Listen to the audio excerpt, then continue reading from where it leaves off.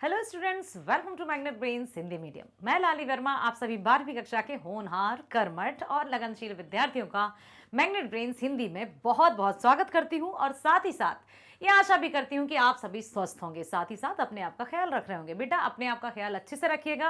हाँ, हम जानते हैं कि परीक्षाएं बहुत निकट आ चुकी हैं और आप सभी चिंता कर रहे हैं। कमेंट में देख रही हूं कि मैडम डर लग रहा है। डरने की आवश्यकता नहीं है बच्चे, किसी तरह से मत डरो, बस अपना कार्य करते जाओ, अपने कर्म पथ पर आगे बढ़ो। डर के आगे जीत है और आप विजयी अवश्य हो जाओगे। नोट्स अवेलेबल हैं अब हिंदी मीडियम के कक्षा 8वीं से 12वीं तक। आप देखो, डिस्क्रिप्शन में लिंक दी है जिससे आपको बहुत लाभ मिलने वाला है। उससे आप अच्छे से अध्ययन कर सकते हो, परीक्षाओं में अच्छे से उत्तीर्ण हो सकते हो और साथ ही साथ आगे आने वाले कॉम्पिटिटिव एग्जाम्स में भी ये आपके हिंदी मीडियम के नोट्स बहुत हेल्पफुल रहेंगे। डरना नहीं है, अच्छे से कर्म करना है। चलो तो चलते हैं इस वीडियो की तरफ। हमने अपनी पाठ्य पुस्तक दिगंत के कितने चैप्टर्स कंप्लीट कर लिए हैं? 12 चैप्टर्स कंप्लीट कर लिए हैं और आज लेकर आई हूं आपके सामने पाठ 13। नाम है शिक्षा। लिखा है जे कृष्णमूर्ति जी ने। जो शिक्षा को उन्होंने एक खुले रूप में देखा है कि शिक्षा का अर्थ केवल किताबी ज्ञान प्रदान करना ही नहीं है, बल्कि शिक्षा का अर्थ तो वो है जिसके लिए शब्दों की भी कमी पड़ सकती है। अर्थात वास्तविक ज्ञान ही शिक्षा है, प्रैक्टिकल नॉलेज ही शिक्षा है। व्यक्ति जब समाज में अपने आप को बखूबी ढंग से एग्जिस्ट कर ले, वही शिक्षा है।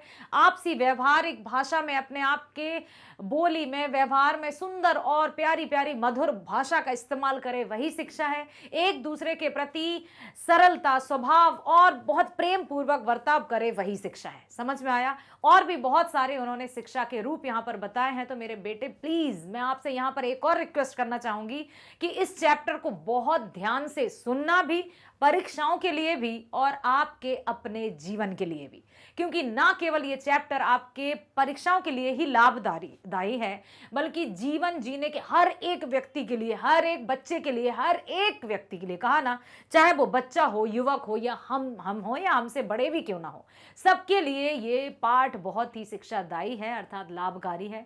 ध्यानपूर्वक सुनना और समझना, ताकि जीवन में आप इस तरह के मूल्यों को अपना सको। चलते हैं, शुरू करते हैं। सबसे पहले हम लेखक के जीवन परिचय की ओर।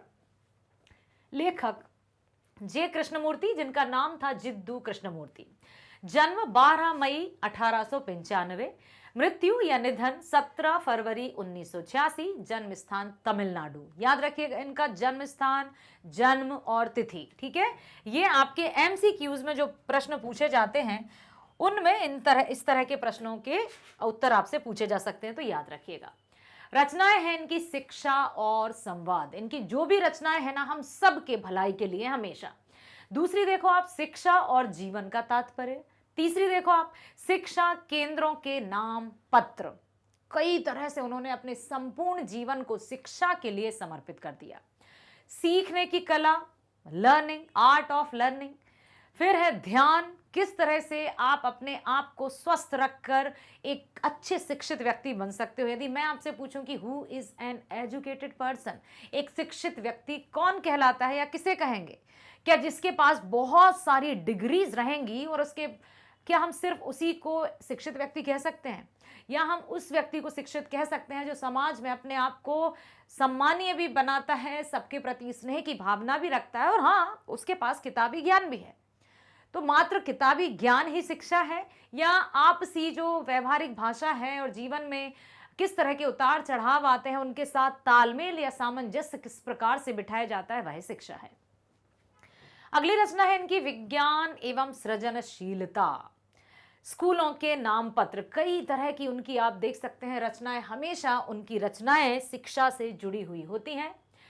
परंपरा, जिसने अपनी आत्मा खो दी। यहां फिर वही आ गई कि ऐसी कैसी परंपरा जो अपनी आत्मा को खो बैठी। प्रेम, प्रेम सर्वोपरि है। जिसके हृदय में प्रेम की भावना है वो कभी भी किसी के लिए अहित नहीं सोच सकता। ध्यान में मन, यदि हम अपने कार्य को ध्यान पूर्वक करेंगे तो हमारा कार्य अवश्य संभव होगा और सफल भी होगा, साथ ही साथ हमें उसमें बहुत अच्छे आउटकम्स भी प्राप्त होंगे। अब हम देखते हैं कि जे कृष्णमूर्ति क्या मानते हैं शिक्षा को। तो बेटा ध्यान से सुनना। जय कृष्णमूर्ति मानते हैं कि शिक्षा मनुष्य का उन्नयन करती है, अर्थात उन्नति करती है, जीवन के आगे बढ़ने के लिए मार्ग प्रशस्त करती है। वे जीवन के सत्य, जीवन जीने के तरीके में मदद करती है। जीवन का सत्य क्या है? सत्य तो ऐसे हैं जिनको सुनने में अच्छा ये भी है, ऐसा भी है, ऐसे कई पहलू और ऐसे कई स्थितियां आएंगी जीवन में। अभी तो आप 12वीं कक्षा में आए हो, जैसे जैसे आगे बढ़ोगे तब आपको समझ में आएगा कि अच्छा ये ऐसा भी होता है, ये भी हो गया, ये क्या वो क्या। तो बेटा शिक्षा को केवल आप किताबी ज्ञान तक सीमित मत रखो। व्यवहारिक ज्ञान या प्रैक्टिकल नॉलेज भी बहुत जरूरी है, जीवन जीने के तरीके में मदद करती है। इस संदर्भ में तर्क देते हुए बताते हैं कि शिक्षक हो या विद्यार्थी, उन्हें यह पूछना आवश्यक नहीं कि वे क्यों शिक्षित हो रहे हैं, ठीक है? क्योंकि जीवन विलक्षण है, कई तरह के उतार चढ़ाव, खुशी गम, हंसना रोना, सुख दुख सब कुछ आता है। ये पक्षी, ये फूल, ये वैभवशाली वृक्ष, ये आसमान, ये सितारे, ये मत्स्य, ये सब हमारा जीवन है। हम सब एक हैं, लेकिन यहाँ पर कहीं ना कहीं कुछ तो ऐसी गड़बड़ चल रही है जिससे प्रकृति का संतुलन खतरे में है।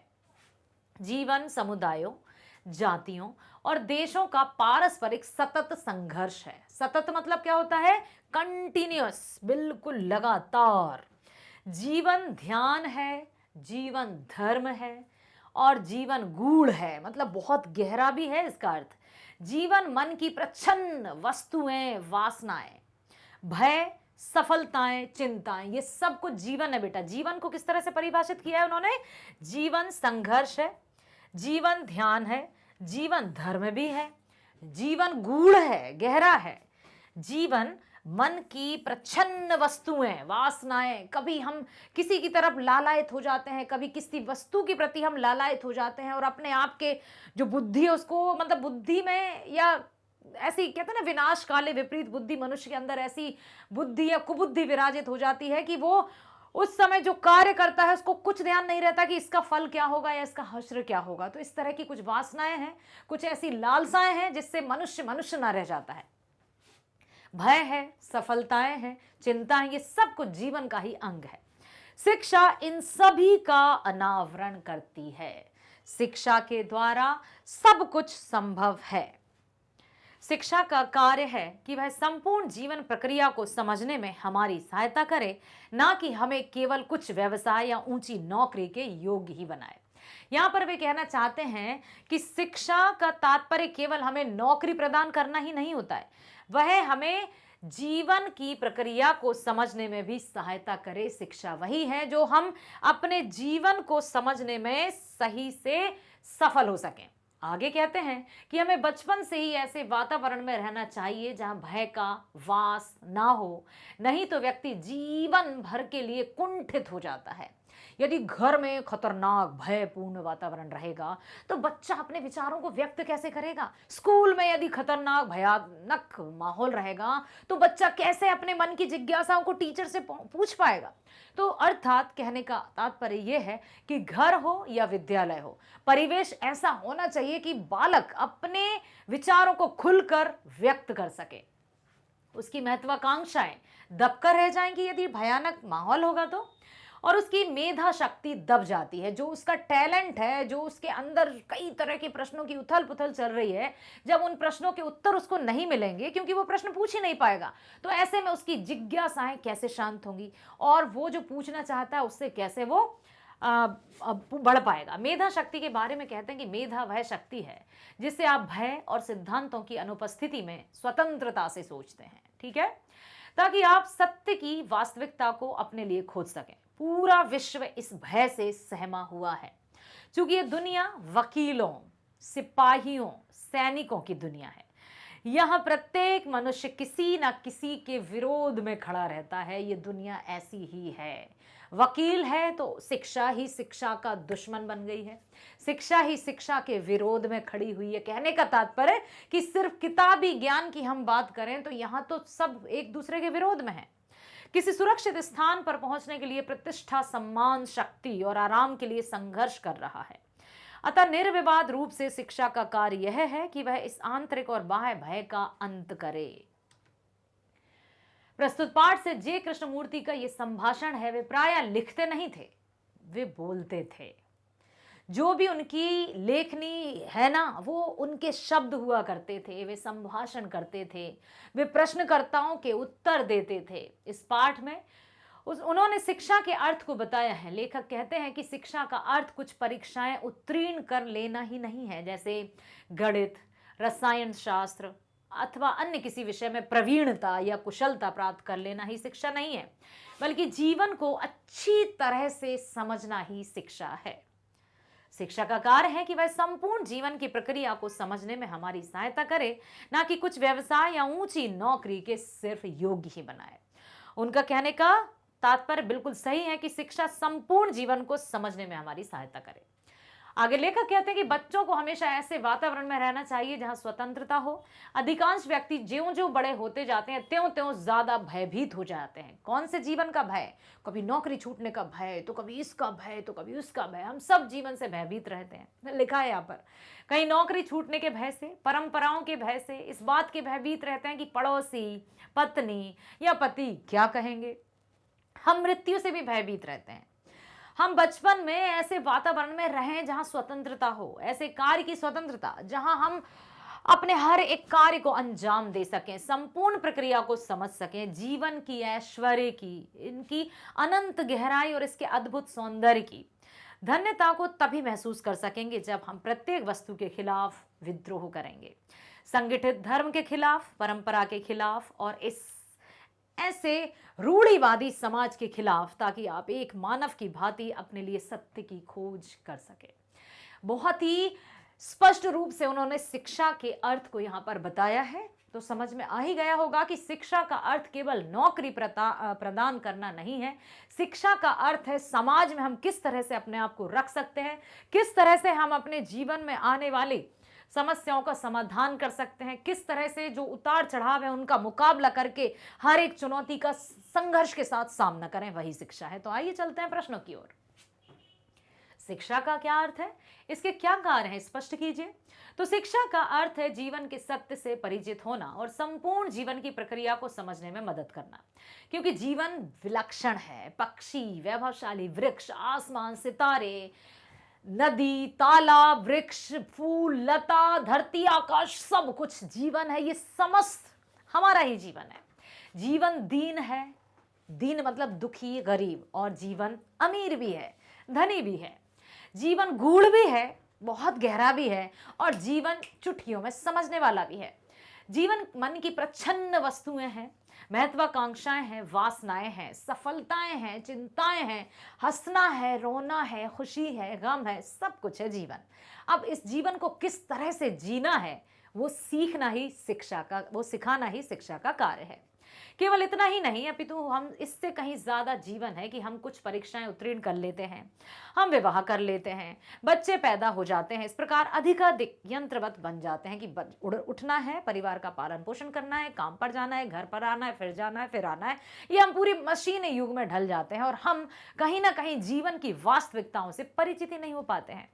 हमने किताबी ज्ञान प्राप्त किया, परीक्षा पास की, हमें नौकरी मिल गई, हम नौकरी में अपना जीवन व्यतीत करते करते बाय बाय कह के चले भी गए, पता ही नहीं चला कहाँ से शुरू हुए थे, कहाँ कब खत्म हो गए। हम सदैव जीवन से भयाकुल, चिंतित और भयभीत बने रहते हैं। शिक्षा इन सब का निराकरण करती है, इन सब का समाधान करती है। शिक्षा वही कहलाती है। भय के कारण मेधा शक्ति कुंठित हो जाती है। जो एक टैलेंट रहता है व्यक्ति में, बच्चे में एक अलग प्रकार का हुनर रहता है, यदि भयभीत वातावरण उसको मिल जाए तो उसका जो हुनर है वो वहीं के वहीं दबकर समाप्त हो जाता है। शिक्षा इसे दूर करती है। शिक्षा समाज के ढांचे के अनुकूल बनने में हमारी सहायता करती है, हमें स्वतंत्रता देती है और सामाजिक समस्याओं का निराकरण करे। शिक्षा का यही कार्य है कि सामाजिक समस्याएं जो भी आती हैं उन सब का निराकरण यदि हम कर पा रहे हैं तो हम कह सकते हैं कि हाँ, हम शिक्षित व्यक्ति हैं। केवल डिग्री प्राप्त करने से ही कोई शिक्षित नहीं कहलाता, जब तक कि उसको वास्तविक जीवन का सामना करने की शक्ति ना हो। अगला प्रश्न है, जीवन क्या है? भाई शिक्षा क्या है ये हमने जान लिया, अब हम चलते हैं कि जीवन क्या है। इसका परिचय कैसे दिया है लेखक ने? तो लेखक के अनुसार सारी सृष्टि जीवन है। बहुत सुंदर है, अद्भुत है, असीम है, अगाध है, अनंत रहस्यों को लिए हुए है, विशाल साम्राज्य है। जहां मानव कर्म करते हैं, लेखक जीवन की क्षुद्रताओं से दुखी रहता है। वे कहता है कि हम अपने आप को आजीविका के लिए तैयार करते हैं, हम अपने जीवन का पूरा लक्ष्य ही खो देते हैं कि जीवन तो विलक्षण है। जो जीवन है, जहां हंसी खुशी बहुत सारी है, सबका सामना करना ही तो जीवन है। यदि हम एक से भी बचे, मतलब हमने जीवन का भरपूर आनंद ही नहीं लिया। कहा है लेखक ने कि फूल, पत्ती, वृक्ष, लताएं, नदियां, झरने, पर्वत, आकाश, धरती, चांद, सितारे, सब कुछ ही हमारा जीवन है। जीवन दीन भी है, अमीर भी है। जीवन समुदाय, जाति, देश, संघर्ष, सब कुछ है। जीवन ध्यान है, जीवन धर्म है, जीवन गूढ़ है, जीवन मन की प्रच्छन्न वस्तुएं हैं, महत्वाकांक्षाएं हैं, सफलताएं हैं और चिंताएं भी हैं। केवल इतना ही नहीं, अपितु इससे भी कहीं ज्यादा हम सदैव जीवन से भयाकुल, चिंतित, भयभीत बने रहते हैं। तो ये जो महत्वाकांक्षाएं हैं, इसमें भयभीत नहीं रहना है। शिक्षा इस विशाल विस्तीर्ण जीवन या गोल्डन सीरीज पासपोर्ट को, इसके समस्त रहस्यों को, इसकी अद्भुत रमणीयताओं को, दुखों को, हर्षों को समझने में सहायता करती है और हमें सभी का समाधान करने के योग्य बनाती है। यदि हम जीवन में आने वाली समस्याओं का सामना नहीं कर पा रहे हैं, भले ही हमारे पास बहुत सारी डिग्रीज हैं, तो हम अपने आप को शिक्षित कदापि नहीं कह सकते। हाँ, लेकिन हमारे पास डिग्री बहुत कम है। मान लीजिए 12वीं पास है, किताबी ज्ञान में हम 12वीं पास है और हर एक समस्या का समाधान हम कर पा रहे हैं। इट मीन्स कि हम हैं लिटरेट, हम हैं शिक्षित, शिक्षा हमें प्राप्त है। बचपन से ही आपको ऐसे वातावरण में रहना अत्यंत आवश्यक होता है जो स्वतंत्रतापूर्ण हो। क्यों? अरे भाई, जब वातावरण स्वतंत्र होगा तो हर एक बालक अपने विचारों को रख सकेगा, चाहे घर का वातावरण हो, चाहे विद्यालय का वातावरण हो। यदि भयंकरता वाला वातावरण होगा तो बच्चे अपनी मन की बात को कहने से डरेगा और इसी डर के कारण उसकी बहुत सी भावनाएं दब कर वहीं रह जाएंगी। बचपन से ही यदि व्यक्ति स्वतंत्र वातावरण में नहीं रहता तो उस व्यक्ति में भय का संचार हो जाता है। भय मन में ग्रंथि बनकर घर कर जाता है और हर समय उसको डर डर डर, कभी इसका डर कभी उसका डर। तो वो अपने आप पर ही भरोसा नहीं कर पाता, क्योंकि उसने किसी चीज का सामना ही नहीं किया ना, उसके प्रश्न ही दबे रह गए, तो वो क्या करेगा और अपने जो भी अंदर जो महत्वाकांक्षा है वो खो देता है। हम में से अधिकांश व्यक्ति ज्यों-ज्यों बड़े हो जाते हैं ज्यादा भयभीत हो जाते हैं। कभी नौकरी के छूटने का भय, तो कभी इसके खोने का भय, तो कभी देर रात तक ना आने का भय, तो कभी कैसे बोलूं ये भय भय भय भय, क्योंकि बचपन से स्वतंत्रतापूर्ण वातावरण नहीं मिला। इसका परिणाम ये हो गया। हम में से अधिकांश व्यक्ति किसी ना किसी रूप में भयभीत हैं। जहां भी है भय है, वहां भी है भय है। इसलिए बचपन से ही ऐसे वातावरण में रहना चाहिए जहां भय ना हो, जहां स्वतंत्रता हो, मन चाहे कार्य करने की स्वतंत्रता नहीं, तो अपितु ऐसी स्वतंत्रता जहां आप जीवन की संपूर्ण प्रक्रिया को समझ सकें। हमने जीवन को कितना कुरूप बना दिया है सचमुच। जीवन के इस ऐश्वर्य को, उसकी अनंत गहराई और इसके अद्भुत सौंदर्य की मान्यता तो तभी महसूस करेंगे जब हम इस रूढ़िवादी जो समाज है उसके खिलाफ विद्रोह करेंगे, ताकि आप एक मानव की भांति अपने लिए सत्य की खोज भी कर सकेंगे। तो जहां पर गलत है हम उसका सामना करेंगे और आवाज भी उठाएंगे। जहां भय है वहां मेधा नहीं हो सकती। क्यों? हम जानते हैं कि बचपन से ही हमारे लिए ऐसे वातावरण में रहना अत्यंत आवश्यक है जो स्वतंत्रतापूर्वक हो। ये हम चर्चा पहले भी कर चुके हैं। अधिकांश व्यक्ति ज्यों-ज्यों बड़े होते हैं बहुत भयभीत होते रहते हैं। अभी अभी हमने चर्चा की थी, कभी नौकरी छूटने का डर, तो यहाँ वहां जाने का डर। अधिकांश व्यक्ति किसी ना किसी रूप में भयभीत है। तो मेधा शक्ति वह शक्ति है जिससे आप भय और सिद्धांतों की अनुपस्थिति में स्वतंत्रता के साथ सोचते हैं। एक शार्प माइंड, एक कहते हैं ना कि अरे ये विलक्षण बुद्धि वाला बालक, सच में क्या तो बुद्धि है, हर एक समस्या का समाधान चुटकियों में। ये है मेधा शक्ति, मेधावी छात्र, ताकि आप अपने लिए सत्य की, वास्तविकता की खोज कर सकें। ठीक है? यदि आप भयभीत हैं तो फिर आप कभी मेधावी नहीं हो सकते, और यदि आपने भय पर विजय पा ली, इट मीन्स कि आप मेधावी हैं। क्योंकि भय मनुष्य को किसी कार्य को करने से रोकता है। वह महत्वाकांक्षा फिर चाहे आध्यात्मिक हो या शारीरिक, अर्थात स्पिरिचुअल हो या फिजिकल, चिंता और भय को जन्म देती है। ऐसे मन का निर्माण करने में सहायता नहीं करती जो सुस्पष्ट हो, सरल हो, सीधा हो और दूसरे शब्दों में मेधावी हो। तो भय को कदापि स्थान नहीं देना है, चाहे वो परीक्षा का डर हो या किसी और चीज का डर नामक शब्द को ना तो यहां रखना है ना ही यहां रखना है। ठीक है? जीवन में विद्रोह का क्या है भाई महत्व? विद्रोह जरूरी है, बिल्कुल जरूरी है। क्यों? देखो, जब कोई व्यक्ति सचमुच जीवन के इस ऐश्वर्य की अनंत गहराई और अद्भुत सौंदर्य की धन्यता महसूस कर लेता है तो जीवन के प्रति तनिक भी कसमसाहट का भाव आता है, वह विद्रोह कर बैठता है कि नहीं, ऐसा नहीं करूंगा। जब भी उसके अनुसार यदि कोई कार्य नहीं होता है तो उसके मन में विद्रोह की भावना आ जाती है। संगठित धर्म के विरुद्ध, परंपरा के खिलाफ, इस ऐसे बार बार लेखक ने ये शब्द लिखा है कि एक ऐसे समाज के प्रति जो अपनी रूढ़िवादी विचारों में हम सबको दबोचता हुआ आया है। जिंदगी का अर्थ है अपने लिए सत्य की खोज। यह तभी संभव है जब हम स्वतंत्र हों, अपने अंदर में सतत क्रांति की ज्वाला प्रकाशमान हो, एक नया, एक सकारात्मक परिवर्तन करने की उत्कंठा हो। समाज में व्यक्ति सुरक्षित रहना चाहता है और साधारणतः सुरक्षा में जीने का अर्थ है अनुकरण में जीना, अर्थात भय में जीना। तो किसी तरह से यदि भयभीत रहेंगे तो हम अपने विचारों को कभी नहीं व्यक्त कर पाएंगे। भय से मुक्त होने के लिए व्यक्ति को विद्रोह करना पड़ता है। जीवन में विद्रोह बहुत महत्वपूर्ण है भाई। विद्रोह की भावना आनी चाहिए, तभी तो हम क्रांतिकारियों की तरह गलत के खिलाफ आवाज उठा पाएंगे। व्याख्या करें, यहाँ प्रत्येक मनुष्य किसी न किसी के विरोध में खड़ा है। किसी सुरक्षित स्थान पर पहुंचने के लिए प्रतिष्ठा, सम्मान, शक्ति, आराम के लिए निरंतर संघर्ष कर रहा है। अब जैसे देखो, वकील है, पुलिस है, ये है, वो है, हर एक के आगे पीछे सब खड़े हैं। प्रस्तुत पंक्तियां जे कृष्णमूर्ति जी द्वारा लिखित संभाषण शिक्षा से ली गई। इसमें संभाषक कहना चाहते कि ऐसे समाज का निर्माण कर रखा है जहां प्रत्येक व्यक्ति एक दूसरे के विरोध में खड़ा है। क्योंकि व्यवस्था इतनी जटिल है, इतनी उलझी हुई है, इतनी कठिन है कि शोषक और शोषित वर्ग में बंट गया। मनुष्य के द्वारा मनुष्य का ही शोषण हो रहा है। पूंजीपति वर्ग निर्धन वर्ग का शोषण कर रहा है। एक कोई सत्ताधारी व्यक्ति बेचारे दुर्बलों का, एक दूसरे पर वर्चस्व के लिए आपस में होड़ है। वर्चस्व मतलब सत्ता जमाने के लिए। यह पूरा विश्व ही अंतहीन युद्धों में जकड़ा हुआ है। इसके मार्गदर्शक राजनीतिज्ञ बने हुए हैं, सतत शक्ति की खोज में लगे हैं। दुनिया के वकीलों, सिपाहियों और सैनिकों की दुनिया है। तभी तो उन्होंने कहा है कि ये सब कुछ, ये उन महत्वाकांक्षी स्त्री पुरुषों की दुनिया है जो प्रतिष्ठा के पीछे दौड़े जा रहे हैं। अपने आप को सिर्फ सेल्फ सेंटर्ड होकर, आत्म केंद्रित होकर अपने आप की मतलब ये कहें कि वर्चस्व बनाने में लगे हैं। दूसरी ओर अपने अनुयायियों के साथ सन्यासी और धर्मगुरु हैं जो इस दुनिया में या दूसरी दुनिया में शक्ति, प्रतिष्ठा की चाह कर रहे हैं। यही विश्व की पूरा पागल है, पूर्णतः भ्रांत। यहाँ एक ओर साम्यवादी पूंजीपति से लड़ रहा है तो दूसरी ओर समाजवादी दोनों का विरोध कर रहा है। इसलिए संभाषक अर्थात लेखक कहते हैं कि यह प्रत्येक मनुष्य किसी न किसी विरोध में खड़ा है। किसी सुरक्षित स्थान पर पहुंचने के लिए प्रतिष्ठा, सम्मान, शक्ति, आराम के लिए संघर्ष कर रहा है। संपूर्ण विश्व ही परस्पर विरोधी विश्वास, विभिन्न वर्ग, जातियों, पृथक पृथक विरोधी राष्ट्रीयताओं, हर प्रकार की मूढ़ता और क्रूरता में छिन्न होता जा रहा है। कैसा हुआ है ये समाज, और हम उसी दुनिया में रह सकने के लिए शिक्षित किए जा रहे हैं। इसलिए लेखक को दुख है कि व्यक्ति निर्भयतापूर्ण वातावरण के बदले इस क्रूर से समाज में जीने को विवश है।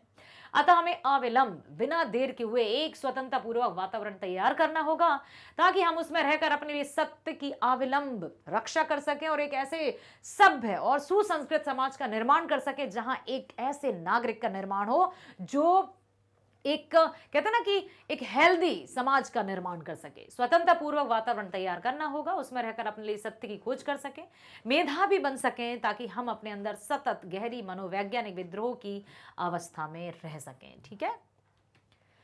नूतन विश्व का निर्माण कैसे हो सकता है, नए विश्व का निर्माण कैसे होगा भाई? तो आज संपूर्ण विश्व में महत्वाकांक्षा, प्रतिस्पर्धा के कारण अराजकता फैली हुई है। सब होड़ में लगे हुए हैं। प्रतिस्पर्धा प्रतिस्पर्धा प्रतिस्पर्धा, होड़ होड़ होड़, मैं आगे जाना है, तेरी टांग खींचना है, किस तरह से ये होड़ लगी हुई है। विश्व के सभी देश पतन की ओर जा रहे हैं। पतन मतलब गिरते नजर आ रहे हैं। इसे रोकना मानव समाज के लिए एक चुनौती है। इस चुनौती का प्रत्युत्तर पूर्ण रूप से तभी दिया जा सकता है जब हम अभय हों, हम निर्भय हों, हम अजेय हों।